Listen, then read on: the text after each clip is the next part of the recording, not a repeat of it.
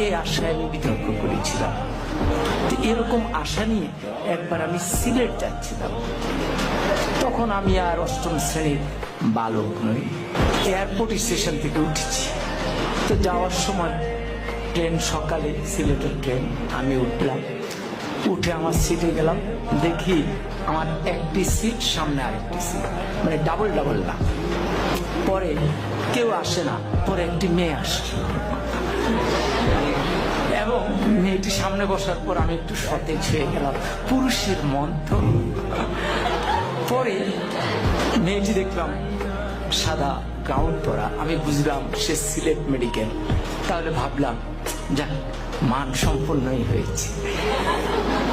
এরপরে ট্রেন এগিয়ে যাচ্ছে, আমার মনে কত কিছু আসে, কত ভাবনা আসে, কিন্তু আমি তো কথা বলতে পারতেছি না, খুব আনইজি বোধ করছি। কি করব? ট্রেন যায় ভিড়লো আখাউড়া স্টেশন। আখাউড়া তো নাম শুনেছ না? তো পরে আমি আখাউড়া স্টেশনে গেলাম। যাওয়ার পর হঠাৎ আমি তো মেয়েটার দিকে তাকানোর চেষ্টাই করি, কিন্তু মেয়েটা করে কিনা আমি ঠিক বুঝি না। তো হঠাৎ করে একজন আসলেন, এসে বললেন, ভাই লাগবে? আমি বললাম না, আমার তো খেয়াল ওই মেয়েটির দিকে। এরপরে উনি একটু দূরে গিয়ে দাঁড়ালেন। এবার আরেকজন আসলেন, উনি এসে বললেন লাগবে? আমি বললাম না। এবার উনিও গিয়ে দাঁড়ালেন, কেউ যাচ্ছেন না। তৃতীয় একজন একটু মোটা, সে আরেকটু ধমকের সুরে, লাগবে? আমি বললাম না। এরপরে চতুর্থ জন আসলেন, উনি এসে বললেন, ভাই লাগবে তো? আমি বললাম না না। এখন এই যতবার লাগবে বলে মেয়েটি ততবার পলকে পলকে আমার দিকে তাকায়। এখন আমি ঠিক বুঝতেছি না কি লাগবে, কি বলে।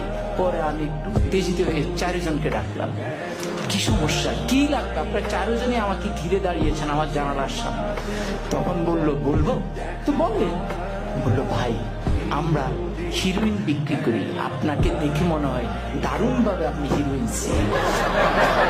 ফলে যে মেয়েটির কাছে আমি এয়ারপোর্টের সামনে নায়ক হয়ে উঠলাম, আখাউড়ায় হয়ে গেলাম হিরোইনসি, বাকি সময় আমি আর তার দিকে ভুলেও তাকাইনি।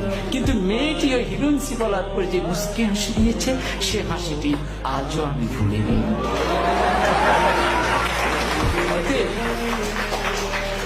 অতএব বিতর্ক ঠিক এই জায়গায়, ওই সূক্ষ্ম হাসিটি সুন্দরভাবে মনে রাখবার জন্য আজকে আমরা তোমাদেরকে ডেকেছি। জোর করে মেয়েটিকে উঠিয়ে নেওয়ার জন্য নয়, তার ওই সুন্দর হাসি নিয়ে